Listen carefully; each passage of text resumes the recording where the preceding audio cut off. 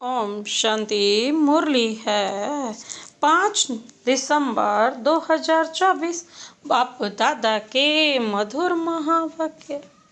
मीठे बच्चे, तुम्हें जो भी ज्ञान मिलता है उस पर विचार सागर मंथन करो।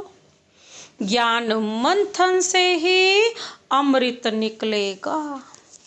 तुम्हें जो भी ज्ञान मिलता है उस पर विचार सागर मंथन करो। ज्ञान मंथन से ही अमृत निकलेगा। आज का प्रश्न है, 21 जन्मों के लिए माला माल बनने का साधन क्या है? 21 जन्मों के लिए माला माल बनने का साधन क्या है? बाबा ने उत्तर दिया, ज्ञान रतन। जितना तुम इस पुरुषोत्तम संगम युग पर ज्ञान रतन धारण करते हो उतना माला माल बनते हो। अभी के ज्ञान रतन वहाँ हीरे जवाहरात बन जाते हैं। जब आत्मा ज्ञान रतन धारण करे, मुख से ज्ञान रतन निकले, रतन ही सुने और सुनाए, तब उनके हर्षित चेहरे से बाप का नाम बाला हो। आसुरी गुण निकले तब माला माल बने। क्या कहते बाबा? कि बाबा ने क्या कहा? ज्ञान रतन। जितना तुम इस पुरुषोत्तम संगम युग पर ज्ञान रतन धारण करते हो उतना माला माल बनते हो। अभी के ज्ञान रतन वहाँ हीरे जवाहरात बन जाते हैं। जब आत्मा ज्ञान रतन धारण करे, मुख से ज्ञान रतन निकाले, रतन ही सुने और सुनाए, तब उनके हर्षित चेहरे से बाप का नाम बाला हो। आसुरी गुण निकले तब माला माल बने। ओम शांति। बाप बच्चों को ज्ञान और भक्ति पर समझाते हैं। यह तो बच्चे समझते हैं कि सतयुग में भक्ति नहीं होती, ज्ञान भी सतयुग में नहीं मिलता।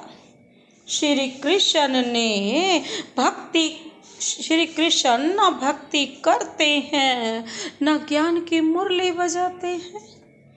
मुरली माना ज्ञान देना। गायन है ना, तेरी मुरली में जादू, तो जरूर कोई जादू होगा ना। सिर्फ मुरली बजाना यह कॉमन बात है। फकीर लोग भी मुरली बजाते हैं। इसमें तो ज्ञान का जादू है, अज्ञान को जादू नहीं कहेंगे।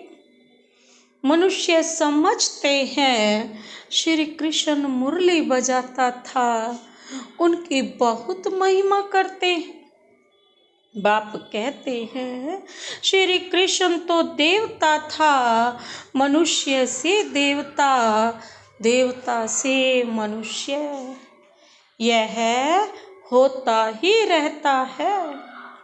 दैवी सृष्टि भी होती है तो मनुष्य सृष्टि भी होती है।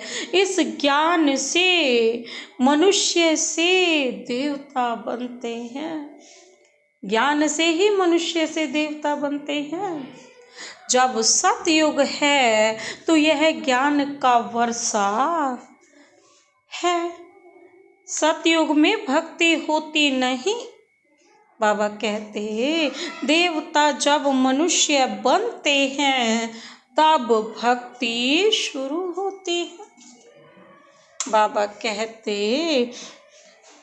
मनुष्य को विकारी, देवताओं को निर्विकारी कहा जाता है। देवताओं की सृष्टि को पवित्र दुनिया कहा जाता है। देवताओं की सृष्टि को पवित्र दुनिया कहा जाता है। अभी तुम मनुष्य से देवता बन रहे हो। देवताओं में फिर यह ज्ञान होगा नहीं। देवताएं सतयुग में हैं, ज्ञान चाहिए दुर्गति वालों को। इस ज्ञान से ही दैवी गुण आते हैं।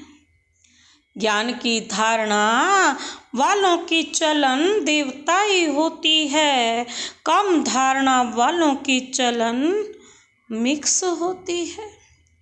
आसुरी चलन तो नहीं कहेंगे। धारणा नहीं तो हमारे बच्चे कैसे कहलाएंगे।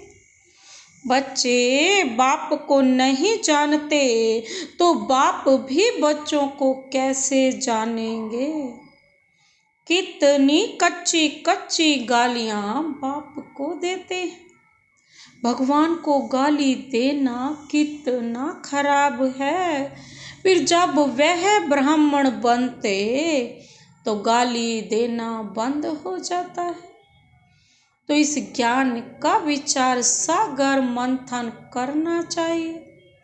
स्टूडेंट विचार सागर मंथन कर ज्ञान को उन्नति में लाते हैं।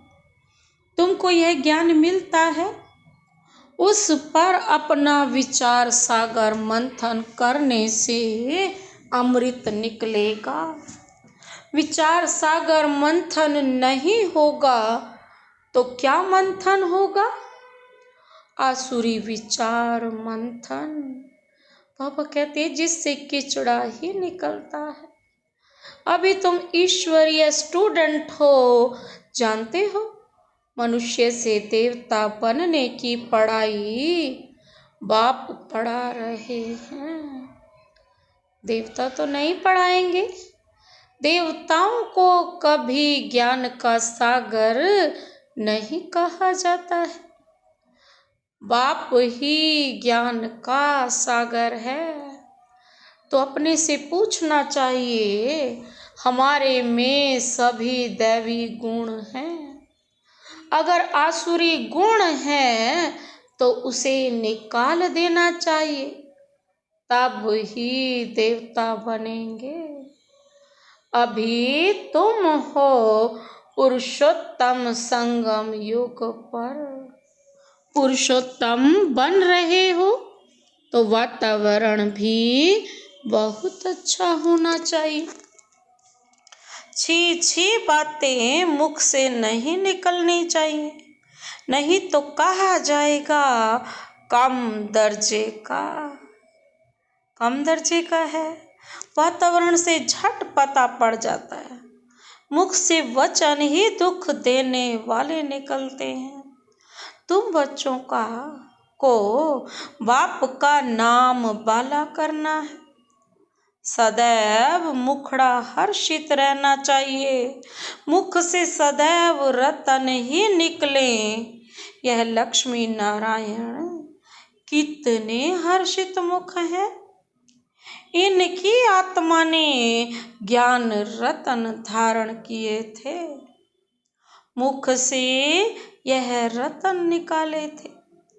रतन ही सुनते सुनाते थे। कितनी खुशी रहनी चाहिए। अभी तुम जो ज्ञान रतन लेते हो वह फिर सच्चे हीरे जवाहरात बन जाते हैं। 9 रत्नों की माला कोई हीरे जवाहरात की नहीं, इन चैतन्य रत्नों की माला है। मनुष्य लोग फिर वह रतन समझ अंगूठियां आदि पहनते हैं। ज्ञान रत्नों की माला इस पुरुषोत्तम संगम युग पर ही बनती है। यह रतन ही 21 जन्मों के लिए माला माल बना देते हैं, जिसको कोई लूट ना सके। यहाँ पहनो तो झट कोई लूट लेवे, तो अपने को बहुत बहुत समझदार बनाना है। आसुरी गुणों को निकालना है, आसुरी गुण वाले की शक्ल ही ऐसी हो जाती है। क्रोध में तो लाल तांबा मिसल हो जाते हैं, काम विकार वाले तो एकदम काले मुंह वाले बन जाते हैं।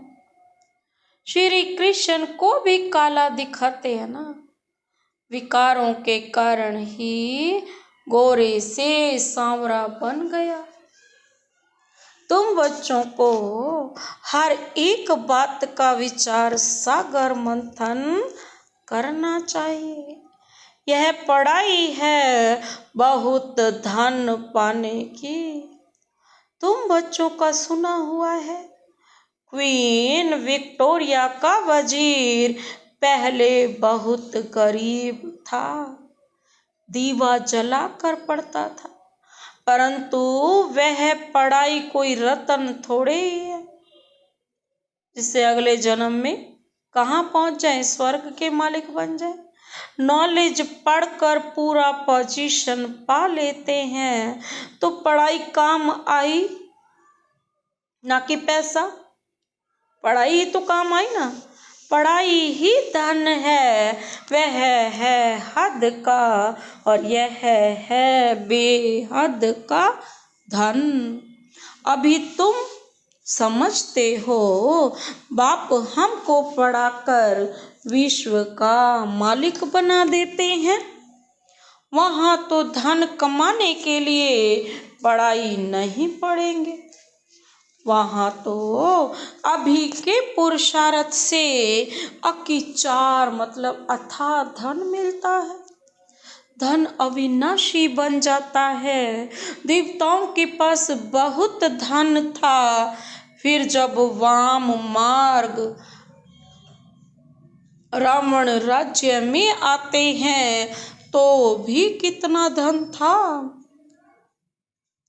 कितने मंदिर बनवाए, फिर बाद में मुसलमानों ने लूटा। बाबा कहते कितने धनवान थे, आजकल की पढ़ाई से इतना धनवान नहीं बन सकते हैं। तो इस पढ़ाई से देखो मनुष्य क्या बन जाते हैं, गरीब से साहूकार। अभी भारत देखो कितना गरीब है, नाम के साहूकार भी जो हैं उनको तो फुर्सत ही नहीं। अपने धन पोजीशन का कितना अहंकार रहता है, इसमें अहंकार आदि मिट जाना चाहिए। हम आत्मा है, आत्मा के पास धन दौलत हीरे जवाहरात आदि कुछ भी नहीं। बाप कहते हैं मीठे बच्चे देह सहित देह के सभी संबंध छोड़ो। बाबा क्या कहते हैं, देह के साथ देह के सभी संबंधों को छोड़ो। आत्मा शरीर छोड़ती है तो फिर साहूकारी आदि सब खत्म हो जाती है ना, शरीर छोड़ देती है। साहूकार होकर के मरा तो साहूकारी भी छूट गई ना। बाबा कहते सब खत्म हो जाती है। फिर जब नए सिरे से पढ़े धन कमाए तब धनवान बने।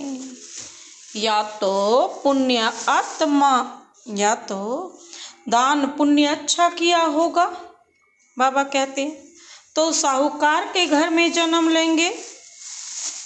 कहते हैं ना यह पास्ट कर्मों का फल है। बाबा कहते हैं, क्या कहते हैं, यह पास्ट कर्मों का फल है। नॉलेज का दान दिया है, वह कॉलेज धर्मशाला आदि बनाई है तो उसका फल मिलता है, परंतु अल्पकाल के लिए। यह दान पुण्य आदि भी यहाँ किया जाता है। सतयुग में नहीं किया जाता है। सतयुग में अच्छे ही कर्म होते हैं, क्योंकि अभी का वर्षा मिला हुआ है। वह कोई भी कर्म विकर्म नहीं बनेगा, क्योंकि रावण ही नहीं। विकार में जाने से विकारी कर्म बन जाते हैं, विकार से विकर्म बनते हैं। स्वर्ग में विकर्म कोई होता नहीं, सारा मदार कर्मों पर है। यह माया रावण अवगुणी बनाता है, बाप आकर सर्वगुण संपन्न बनाते हैं। राम वंशी और रावण वंशी की युद्ध चलती है। तुम राम के बच्चे हो, कितने अच्छे अच्छे बच्चे माया से हार खा लेते। बाबा नाम नहीं बतलाते हैं, फिर भी उम्मीद रखते हैं। अधम ते अधम का उद्धार करना होता है। बाप को सारे विश्व का उद्धार करना है। रावण के राज्य में सभी अधम गति को पाए हुए हैं। बाप तो बचने और बचाने की युक्तियां रोज रोज समझाते रहते हैं, फिर भी गिरते हैं तो अधम ते अधम बन जाते हैं। वह फिर इतना चढ़ नहीं सकते। वह अधमपना अंदर खाता रहेगा। जैसे कहते हो, अंतकाल जो स्त्री सिमरे, तो उनकी बुद्धि में यह अधमपना ही तो याद आता रहेगा। तो बाप बैठ बच्चों को समझाते हैं, कलप कलप तुम ही सुनते हो, सृष्टि का चक्र कैसे फिरता है। जानवर तो नहीं जानेंगे ना, बाबा कहते जानवर तो नहीं जानेंगे ना, तुम ही सुनते हो और समझते हो। बाबा कहते मनुष्य तो मनुष्य ही है। इन लक्ष्मी नारायण को भी नाक कान आदि सभी हैं, फिर भी मनुष्य है ना, परंतु दैवी गुण है, इसलिए उन्हें देवता कहा जाता है। यह ऐसा देवता कैसे बनता है, फिर कैसे गिरते हैं, इस चक्र का तुम्हें ही पता है। जो विचार सागर मंथन करते रहेंगे उनको ही धारणा होगी। जो विचार सागर मंथन नहीं करते उन्हें बुद्धू कहेंगे। मुरली चलाने वाले का विचार सागर मंथन चलता रहेगा। इस टॉपिक पर यह समझाना है। उम्मीद रखी जाती है, अभी नहीं समझेंगे, परंतु आगे चल कर जरूर समझेंगे। उम्मीद रखना माना सर्विस का शौक है, थकना नहीं है। भल कोई चढ़कर फिर अधम बना है, अगर आता है तो स्नेह से बिठाएंगे, ना वह कहेंगे ना वह कहेंगे चले जाओ। बिठाएंगे ना, वह कहेंगे चले जाओ, स्नेह से तो बिठाएंगे ना, फिर कह तो नहीं सकते ना कि चले जाओ, हाल चाल पूछना पड़े। इतने दिन कहाँ रहे, क्यों नहीं आए, कहेंगे ना, माया ने हार खा लिया। समझते भी हैं ज्ञान बड़ा अच्छा है, स्मृति तो रहती है ना। भक्ति मार्ग में तो बाबा क्या कहते हैं, भक्ति मार्ग में तो जीत पाने की, हार जीत की बात ही नहीं। यह नॉलेज है, भक्ति में कोई हार जीत की नॉलेज ही नहीं है। बाबा कहते हैं यह नॉलेज है, इसे धारण करना है। तुम जब तक ब्राह्मण न बने तब तक देवता बन न सको। क्रिश्चियन, बौद्धी, पारसी आदि में ब्राह्मण थोड़े ही होते हैं। ब्राह्मण के बच्चे ब्राह्मण होते हैं। यह बातें अभी तुम समझते हो, तुम जानते हो। अलफ को याद करना है। अलफ को याद करने से बेबादशाही मिलती है। जब कोई मिले तो बोलो अलफ अल्लाह को याद करो। अलफ को ही ऊंच कहा जाता है। अंगुली से अलफ तरफ इशारा करते, सीधा ही सीधा अलफ है। अलफ को एक भी कहा जाता है। एक ही भगवान है ना, बाकी सभी हैं बच्चे। अपने को अलफ कहा जाता है। बाप ज्ञान भी देता है, अपना बच्चा भी बनाते हैं। तो तुम बच्चों को कितनी खुशी में रहना चाहिए। बाबा हमारी कितनी सेवा करते हैं, विश्व का मालिक बनाते हैं, फिर खुद उस पवित्र दुनिया में आते भी नहीं। पावन दुनिया में कोई उनको बुलाते ही नहीं, पतित दुनिया में ही बुलाते हैं। बाबा कहते पावन दुनिया में आकर क्या करेंगे। उनका नाम ही है, क्या है उनका नाम? पतित पावन। तो पुरानी दुनिया को पावन दुनिया बनाना उनकी ड्यूटी है। बाप का नाम ही है, क्या है बाबा का नाम? शिव। बच्चों को सालिग्राम कहा जाता है। दोनों की पूजा होती है, परंतु पूजा करने वालों को कुछ भी पता नहीं है। बस एक रस्म रिवाज बना दी है पूजा की। देवियों के भी फर्स्ट क्लास हीरे मोतियों के महल आदि बनाते हैं, पूजा करते हैं। वह तो मिट्टी का लिंग बनाया और तोड़ा, बनाने में मेहनत नहीं लगती है। देवियों को बनाने में मेहनत लगती है। उनकी अर्थात शिव बाबा की पूजा में मेहनत नहीं लगती, मुफ्त में मिलता है।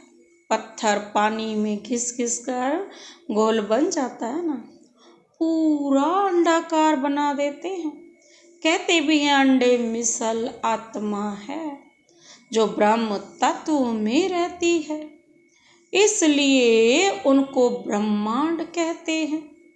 तुम ब्रह्मांड के और विश्व के भी मालिक बनते हो, तो पहले पहले समझानी देनी है एक बाप की। शिव को बाबा कह सभी याद करते हैं। दूसरा ब्रह्मा को भी बाबा कहते हैं। प्रजापिता है तो सारी प्रजा का पिता हुआ ना, ग्रेट ग्रेट ग्रैंडफादर। ये सारा ज्ञान अभी तुम बच्चों में है। प्रजापिता ब्रह्मा तो कहते बहुत हैं, परंतु यथार्थ रीति जानते कोई नहीं। ब्रह्मा किसका बच्चा है? तुम कहेंगे परमपिता परमात्मा का। शिव बाबा ने इनको एडॉप्ट किया है, तो यह शरीरधारी हुआ ना, ईश्वर की सभी औलाद है। फिर जब शरीर मिलता है तो प्रजापिता ब्रह्मा की एडॉप्शन कहते हैं। वह एडॉप्शन नहीं।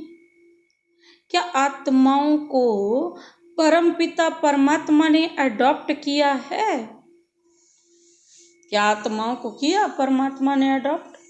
परमपिता परमात्मा ने नहीं, तुमको एडॉप्ट किया है।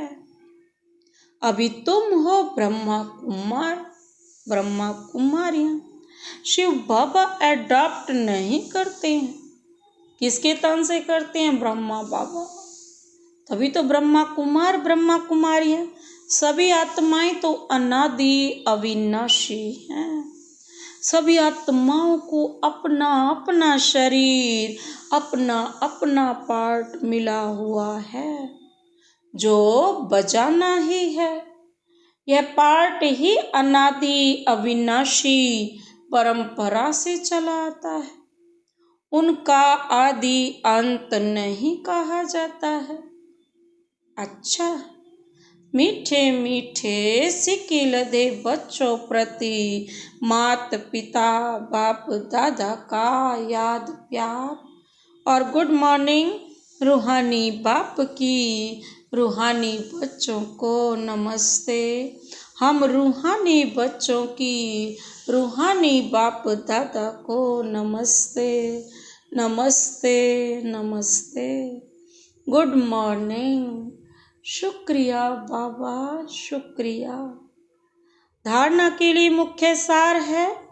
पहला पॉइंट है अपनी साहूकारी, पोजीशन आदि का अहंकार मिटा देना है। अपनी साहूकारी, पोजीशन आदि का अहंकार मिटा देना है। अविनाशी ज्ञान धन बाबा कहते हैं से स्वयं को माला माल बनाना है। सर्विस में कभी भी थकना नहीं है। बाबा कहते हैं अपनी साहूकारी, पोजीशन आदि का अहंकार मिटा दो। अविनाशी ज्ञान धन से स्वयं को माला माल करो। सर्विस में कभी भी थकना नहीं। दूसरा पॉइंट है वातावरण को अच्छा रखने के लिए मुख से सदैव रतन निकालने हैं।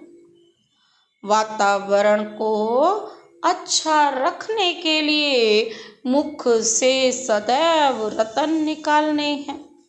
दुख देने वाले बोल ना निकलें, यह ध्यान रखना है। हर्षित मुख रहना है। वातावरण को अच्छा रखने के लिए मुख से सदैव रतन निकालने हैं।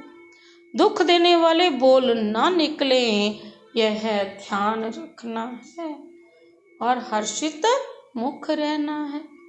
आज का वरदान, वरदानी हाथ शिव बाबा का सदा अपने सिर पर अनुभव करते हुए यह वरदान अपने में समाते हैं।